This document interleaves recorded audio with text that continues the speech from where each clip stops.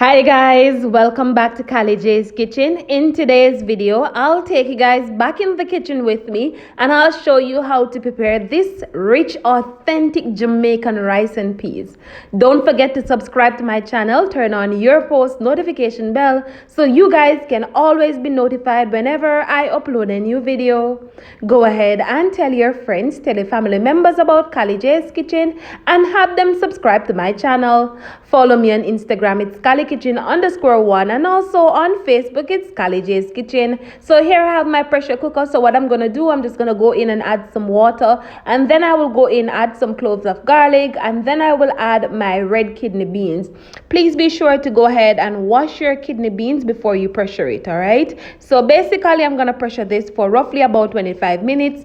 After 25 minutes I will come back and show you guys what it looks like. Please note that you can get all of these ingredients that I'm using at your local supermarket or grocery shop. Remember to be creative, remember to be you in the kitchen, and most of all, utilize whatever you have at home. You can go ahead and check the description box for all of the ingredients that I'm using, and please be sure to adjust as you go along.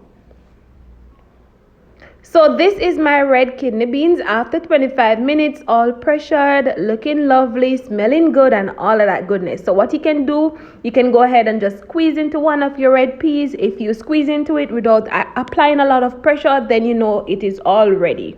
All right, now I went in and I add some of my French thyme. I also added some of my scallion and of course some of my salt, and I also went in and add some pimento berries. Then I'm gonna go in and add my authentic coconut milk. Normally, I'm using my coconut milk powder, but I'm using the authentic coconut milk today, and of course I'm gonna add a piece of butter. Once I add the coconut milk, combine all of that goodness together, and then I'm gonna allow it to just cook down for roughly about 10 or so minutes before I add the rice. Please note that I'm using white rice today. However, if you have brown rice at home, you can always go ahead and use brown rice. Some persons tend to add some all-purpose seasoning to their rice and peas. Remember, you have to just be you and authentic.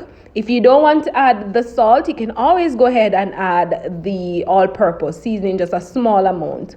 All right, so after 10 minutes we're going to go in and add our washed rice, and please be sure to wash your rice before you add it to the pot. And once you add the rice, you just combine all of that goodness together, turn your stove on medium heat, and just allow this to cook down nicely. Once your rice starts to cook down nicely and most of the water is cooked out, we're going to go ahead and add a piece of foil paper over it and turn it down on low heat and allow that to cook down nicely, because we want our rice to be shelly and nice. And once it's finished cooking, this is what it looks like. Rich, authentic, easy, and simple. So I hope you guys enjoyed today's recipe. I hope you guys go ahead and try it out and let me know what you think.